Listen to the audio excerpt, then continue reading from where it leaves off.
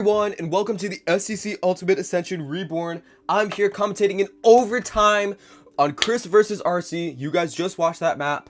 I'm here commentating with my co-commentator, Noah Altenzi. Say hello. Yo.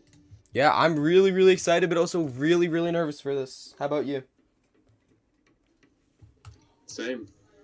So yeah, in our first match of Tropical Islands, we saw Chris get 3.7s. Interestingly, Arcie got a 0.6, but also counted a 0.8, leaving them with a tied 46,700 average.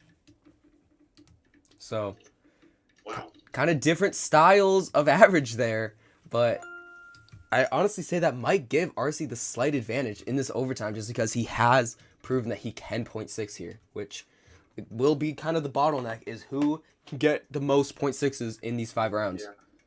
If I had to say, I think Arcie gains everywhere in the map except the spiral. His spiral is just much wider, and he needs to be careful not to miss that ending as well. That's going to be a huge part, especially these guys are on exceptional nerves right now. And obviously, Chris is understandable, and if you haven't really been following this match, there was kind of a DQ incident that kind of slowed Chris's mentality down a little bit, and it did cause him to lose Shipwreck, tying the match 2-5.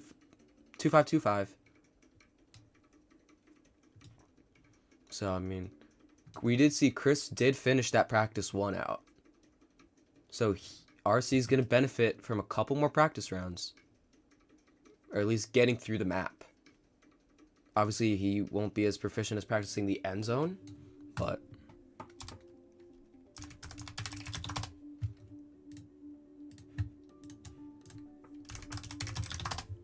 yeah, I'm really nervous for both these guys. Both these guys have said on occasions that they get very nervous in tournaments. I know Arcie's dealt with a lot of nerves. Chris deals with a lot of nerves as well, especially with shaking. This is round 1. And this is practice 2. So I hope these guys can both get it under control, because we want to see a great overtime. It'd be really unfortunate if one of them ended up with a DNF average or something like that. Yeah. I'm a little worried, because Chris getting a 46.8 in practice 1 there, he didn't get a single 0.8 in his round against Arcie originally.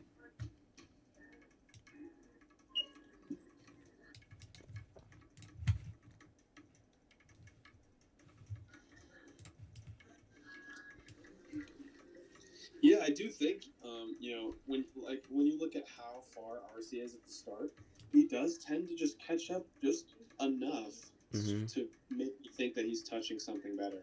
Oh, but Arcie, I don't know if that might be intentional. That might be intentional. I don't know. He is close enough to where I'm not sure if it is. Chris, another 46.8 doesn't look the best. I think if you're, well, no, maybe he's just gauging it. Because, if you're going to miss it on purpose, but you still want to, gauge out the ending, you just don't want to touch it, that makes sense, right? Yeah. So. Oh, that was a yeah. Oh, that's his main time loss, is those weird steams. He might honestly be better off not even steaming there. Yeah. Because he does tend to fly out a bit, and that's you know why that happens is because you're not turning fully. By the time you press jump, you're not already looking to where you want to steam. So if you jump in the middle of your steam, you'll fly off to the right. All right, round 1. But Gavin could give you probably a better explanation on that. Yeah, I mean, good luck to both these guys, man. Heading into round 1 of overtime, I do pray for their best.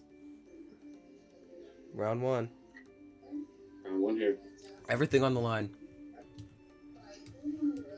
The winner of this will go on to face Noah Altenzi. Yeah, Arcie is very far behind in the start. So, Arcie does definitely catch up. I wasn't paying too much attention to how far behind he was at the start, but it is noticeable. Yeah, this is going to be Chris's home server, so he'll be having much better end lag. Keep that in mind.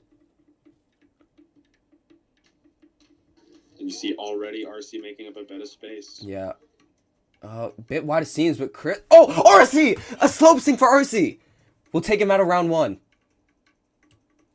Chris is taking this very wide, though. He's safeting this very hard. This looks like a 0.8, 0.9 kind of run. Yeah, this definitely is not a 0.7 IGT, I don't think. Yeah, oh, he landed with his feet for a 0.8 IGT. Obviously, I think that was just a 0.8, in my opinion. Obviously advantageous over Arcie's DNF, but when you're going by averages, that's not at all what you want to see. But Arcie keeps making the same wide seams. Yeah. Oh, no. Well, I still think, here's what I will say, is I think that at the very least, I think Arcie will be able to average a 700, even with those wide seams, just because of how much time he saves in the rest of the map. So Yeah. But I guess we'll see. 78-4. Just needs to clean up a couple of these small mistakes. Round 2. Arcie, hopefully that DNF doesn't get to his head and cause even more mishap.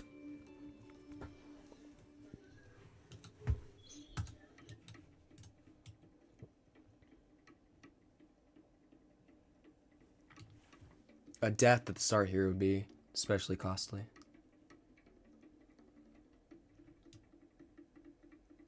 Yeah, Arcie's line, especially right here, is where he gains so much time on Chris.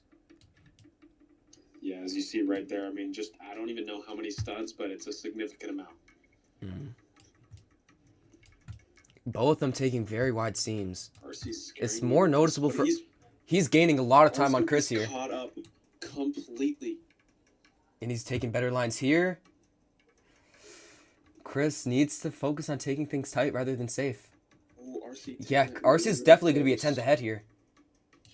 Oh, 46-8 to 47. Oh. I thought he didn't touch the There was a bit of a delay for that end zone register. Chris, I don't think Chris is getting the runs he wants to. He needs to, at least he did finish them, but he needs to pick up the pace for sure. What was that, a 46-8 for Arcie? 47 YGT. Oh. Which probably signals a 46-7 touch based on the non-overtime Tropical Islands. That run looks good. Like, to me, that run looks like a 0.6. But... Yeah, I mean, you can never trust IGT. Chris, it doesn't seem like Chris is adjusting his lines at all. No, I think his mindset now is just get runs in, get an average down. But, you know, unfortunately, when you're against Arcie, a very experienced EGT competitor, I don't think that's enough. Yeah, it's like that. It's just a couple lines that Arcie does better. It's not a lot, but it saves so much. Chris seems to be on better pace. Yeah, this is a better pace for Chris here. I think Arcie still caught up slightly, but not nearly as egregiously as previous rounds. Both of them have an attempt at the end zone. Yeah, and that looks to be a tie to me, honestly. 46-7 to 47-0. Arcie didn't have a very optimal jump into the end zone there. I think he might have touched with his feet. It's not what you want to see at all. Round 4. Chris has already locked in an average, so I think he'll be taking his lines a little bit tighter, which is something that he definitely needs right now. He doesn't need to safety at all anymore. 100%. This is the time to go all out if you're Chris. And if you're a Chris fan, you're hoping, if you got money on the line, you're hoping he starts pushing these lines, especially in these, different parts of the map that's not the spiral, because the spiral has been looking pretty good. Yeah. It is good that he locked in an average. Ooh. It's this line. You can just tell how different they take it. Yep. Ooh, Arcie.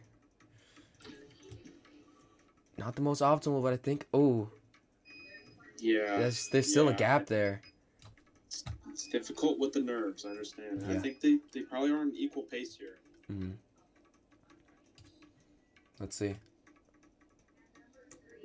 Oh, a 46-9 IGT from Arcie. That's... Yeah.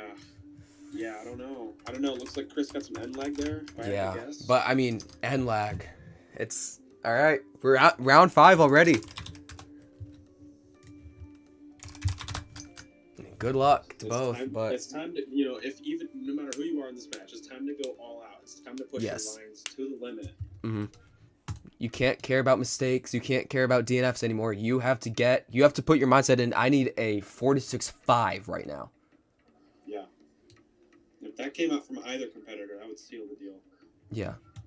And that's, I think with their skill set, that's doable. Maybe not on Tropical Island specifically, but they're both skilled enough. Arcie looking very tight here, I will say. Yeah.